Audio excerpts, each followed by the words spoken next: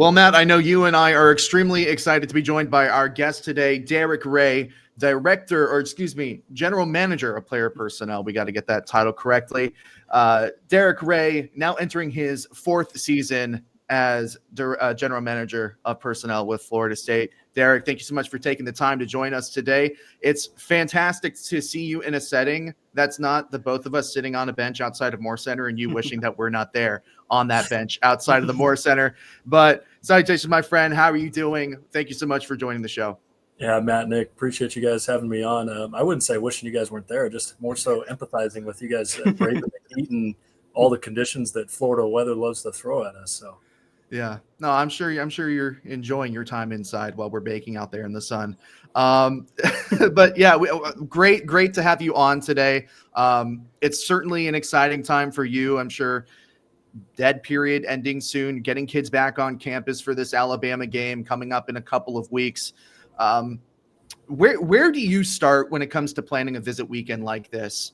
Do you try and be more strategic with who you bring in for big games? And obviously you can't specify who's going to be there in a couple of weeks, but do you be strategic with who you bring in, or do you try to take the approach of kind of just ringing a dinner bell and bringing in as many kids that want to come as possible?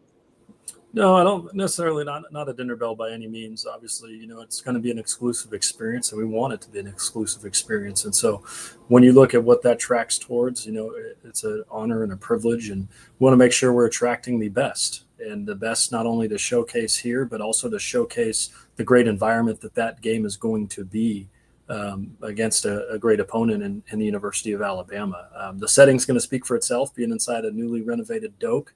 But also having the opportunity to showcase, parts of our facility that we'll be able to run tours through on that day for all of our athletes that are going to be here that we are recruiting. And, we'll be pretty close to 100, if not above that, throughout that. So when you talk about total prospects being here, you're moving around 300 plus people around a group of 70 plus thousand. So it's going to be a heck of an environment. And our recruiting operations staff, it starts and stops with them. Molly Jacoby was a phenomenal addition. So just bringing her in and the pedigree that she has and being around different places, whether it was, with Coach Brown up at North Carolina, but then also with Coach Smart up at Georgia, showing different things, and having her has been invaluable also with her staff, with Courtney Caswell, Shakiria Hopkins, who came through our student program, and then also Mariana McCourt.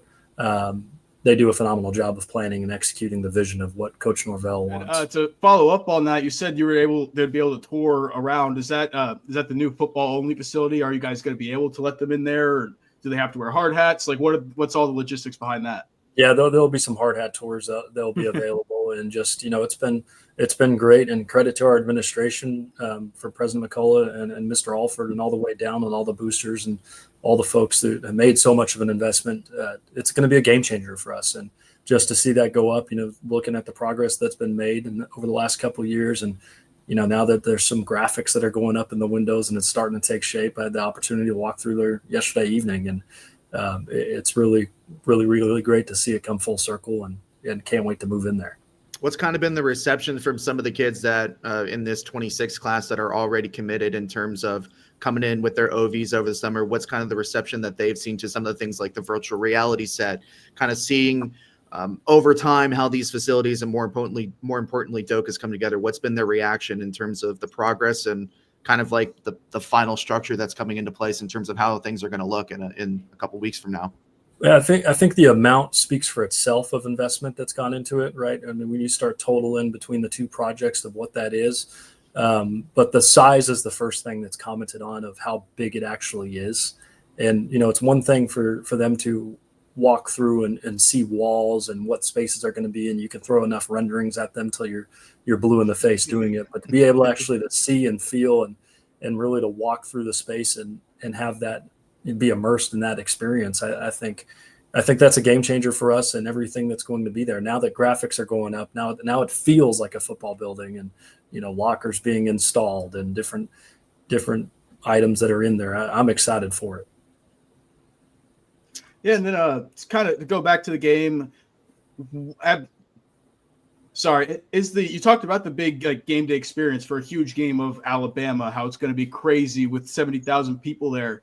How much do you think that matters to recruits now in kind of an NIL landscape of this atmosphere is so cool, I want to play here? How big of a factor do you think that is? I think all of it matters, and I think this is the hardest thing about recruiting and why it all matters, but also the easiest thing too. No one knows what necessarily is going to be the difference. And so, even with the settlement now and everything that's there with the house case, well, everyone can offer a sum of money to someone now, right? And before it was if you had a strong collective. Now it's, okay, everyone is relatively on the same level playing field besides, a few others that may be a little bit different. And so when you're looking at that, what are still going to be the points of differences? Well, it still comes back to the investment in the person, who they're getting developed by, who they're getting coached by, what the strength staff is, and every little piece, what their major, what they want in their life and campus, and where they want to live. All of that's going to matter. So the game day experience and who they're going to do it in front of, and we have the greatest fans in the country. And I mean, you go out there and you watch Osceola dismount off Renegade, throw that spear down. I mean, yeah, like I'll put that up against anyone. And you get someone to take part and to put that arm back and forth while the Warchant's playing. Yeah, I'll put that up against anyone. Like, let's look at the traditions that we have. Let's get them around our fans and show them what Doak is. Kind of along those lines, obviously in Ireland last year, you were in Orlando to start 2023, obviously away to 2022. Being able to have a home game like this to start the season, I think the last big home game that Florida State had where you could bring in all these recruits like this was probably Notre Dame in, what was it, 21, 22? I think the last big opener, Notre Dame, yeah. Right.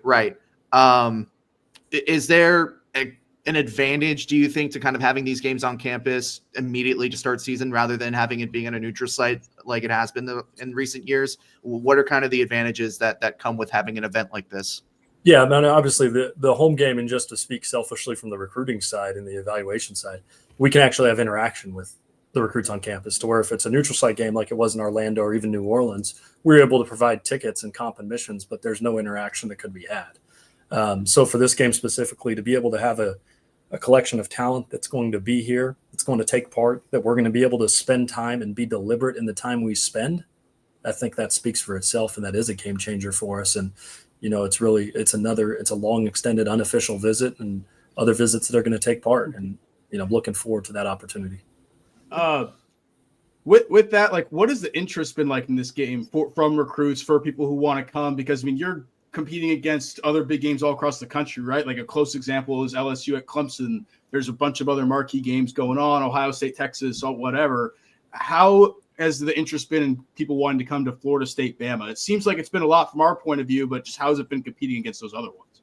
Yeah, I mean, we always look at that as we're selecting these games, and also not just those games, but our goal is as many games as we can get our priority guys to. We want to do that, but also comparing about, it's not just this game, throughout how we view it in the home game season, what other games conflict with other home games too. And right, whether it doesn't matter necessarily the opponent we're playing, we want to make sure that they experience Doak at some point throughout the year. And so we have those consistent touch points.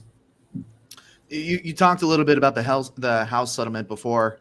How has things changed for you since that house settlement went through? And also kind of a follow-up to that, how tapped in do you personally have to be when building a roster with what's potentially coming in the future?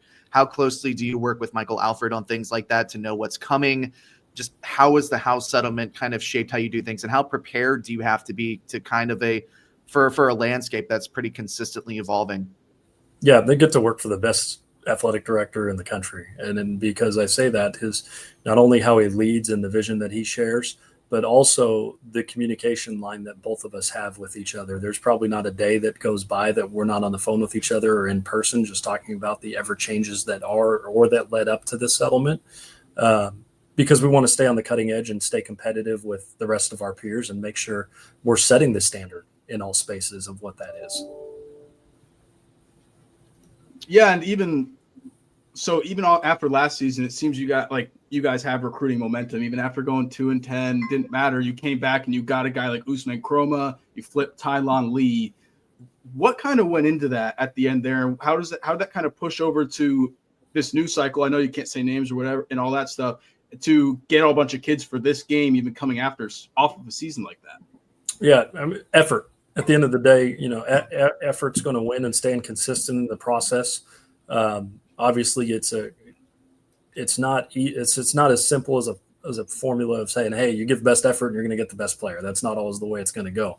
But, we want to be consistently in those battles, and we want to win more than we lose. And if it's up to me, I want to win all of them, right? I mean, there's no reason that we shouldn't, right? And when we're looking at, we're going to give full effort, we're going to have a plan of attack, and we have to make sure that they fit us. But at the same time, with that, the biggest power we have in any situation is the power to walk away. And so there may be something that gets uncovered throughout the evaluation process at some point that, hey, we might worry about the fit. And it's okay to walk away from that deal, because the painful mistake at that point of an investment of a year of recruiting, well, it's a lot less painful than 3 years of investment of they're already on the roster and we made the wrong decision. You talk about some of those longer recruitment, and Matt mentioned Oos, which in my opinion was one of the more impressive recruiting wins that you and Mike have had since you guys have been here. That was a 3-year recruitment, right? That was a long, gritty recruitment. What goes into some of those more long-term recruitments where you get on a guy early and you have to continue to recruit them for a long period of time? And especially in Chroma's case, be resilient and show a lot of effort, as you say, when you invest that much in a kid. And FSU wasn't initially his first choice. So what goes into some of those longer recruiting battles, and how rewarding is it for you to see a guy like Chroma, you hit on him, and now he's in a position in fall camp to get some serious playing time in year one? Yeah, I mean, first of all, it's a team effort. And the only way you're going to win those high-level battles, and I think too much of, it's never just going to be one person. It's never going to be just two people. And when you have it running the right way, it's a collection. And one of the biggest things of when you guys are sitting out there on the bench and you guys ask them questions like, who's the biggest influence? Who's the reason? And they talk about, well, it's this staff. That's the answer I want. So it's not just one person, because where we go to language being a force multiplier of saying the same things, but in different ways, and selling the same vision and talking about all the great things that we have here. If multiple people are tied in, I might not have the best relationship with an athlete, but is there someone else around in the circle, in the family, a coach, someone who is in that circle who does have influence that we can key on that relationship? And it takes everyone in the building.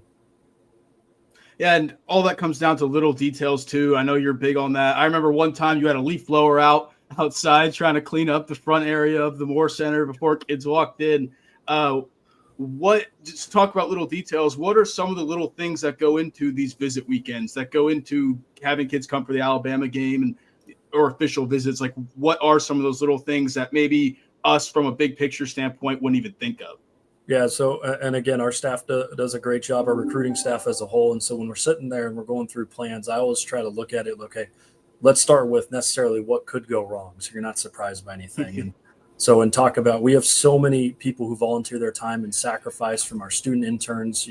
We have 30 on the recruiting operations side and 30 on the personnel side. They're content folks and everyone who oversees those areas, right? When we're working through that, it's an all-inclusive vacation. And so when we've been on somewhere, you've gone to a nice hotel or you've gone on a nice cruise, whatever it may be, and you go to the front desk and you're not greeted with a smile, you're going to feel a certain type of way about that. And so we want to roll out the garnet carpet for every single one of these folks that are coming on this campus. And it has to look a certain way, and it has to look to the standard. And if something is out of place, 99% right is not right. Like, I want to be perfect in everything that we do. Coach Norvell earlier, I believe it was in the spring, he was kind of asked about changes to the recruiting operation. And I'm not going to ask for the nitty details or the dirty secrets, but in terms of growth with you and your recruiting operation from last year to this year, where do you think that not only your operation has experienced the most growth, but where do you personally feel like you have grown the most in the last calendar year? Yeah, good. It's a really good question. I think you're always evolving.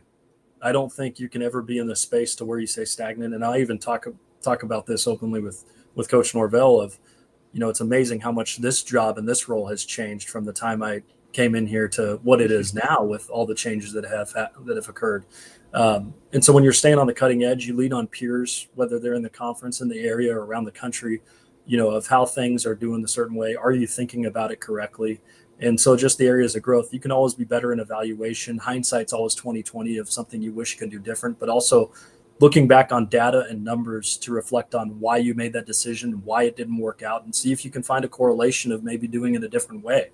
I look at efficiencies and kind of how I view my role of what I am, one, to be a resource to coach in the program, but also, I want to stay in the front line to put out fires so everyone around in this program can work more efficiently. And so if I'm doing that correctly to where I can do all the jobs that really no one wants to be involved in, or really no one thinks could turn into a bigger problem, I want to take advantage of those and making sure we're solving them so everyone around here can work more efficiently and put them in positions to win, right? How can we help our coaches and assist them so they can coach football and go back to winning games, right? How can we help our recruiting staff being put in the best position possible? There's no job that is too big or too small, right? And so I believe in something that I firmly believe is we have to check the ego at the door to make sure, and whether it's setting up tables and chairs, cleaning golf carts, all of that's on the table because it all has to look a certain way. Do you feel like an NFL GM now? Like, I mean, you said it changed so much. Is it just like day-to-day wise, is you just like, I mean, Michael Lombardi is one of your peers now. Does it just feel so much different? Yeah. I mean, obviously the roles changed. There are huge differences compared to this, couple buddies that I lean on who are in those seats for various NFL teams that I've, seek their counsel in the last couple of years and had different visits with. We talk about, what's common and what's not. And, they look at me and they're like, oh, your job is way different than ours. Right? So when you look at the evaluation, and obviously this role is kind of like a quarterback.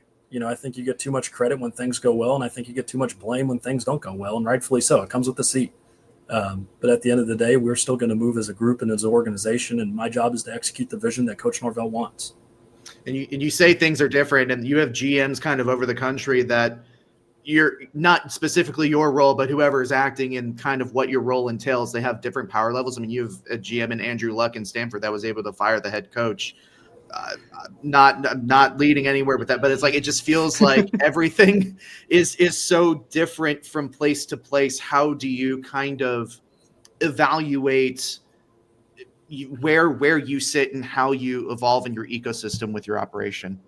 Yeah, I mean, again, it starts with working with great people, and so for everyone around, and working with Bruce Warwick on a day-to-day, who is our sports supervisor, and his experience that he's had in the NFL, obviously with Mr. Alford and Coach Norvell, and just kind of that leadership group. I mean, I think when you look around, my job is I want to do my job to the best of ability. And again, not having a job that's too big or too small, whatever it is, whatever it's assigned to do, that's the task at hand. And at the end of it, I'm driven by competition. I want to win at anything you do. You say, if I see you guys on the bench and you say, let's race, I'm going to race you.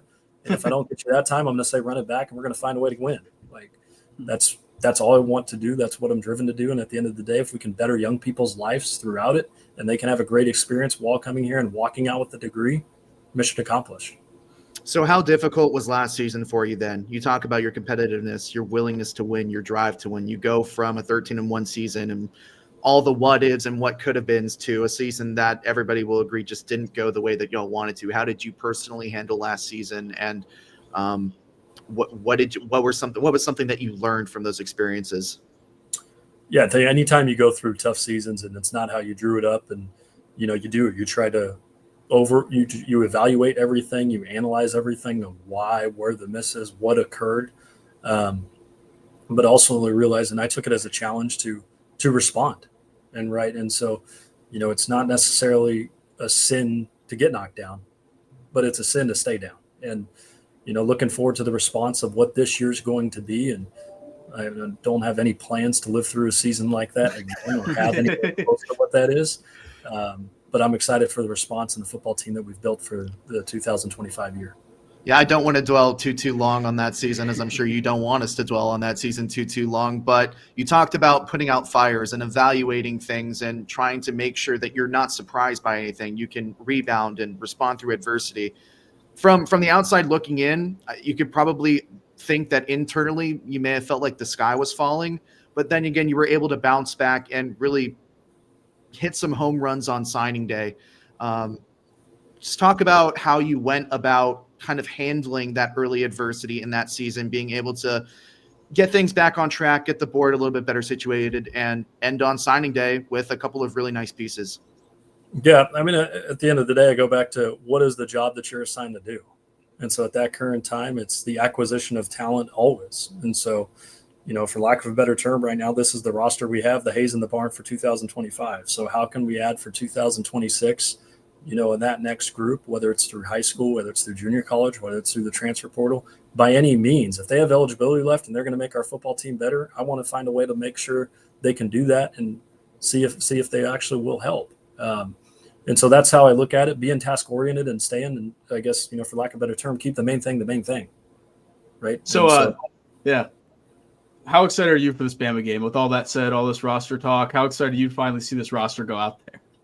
Yeah, I'm excited for practice before that, right? Yeah. And so there's a few days we have before.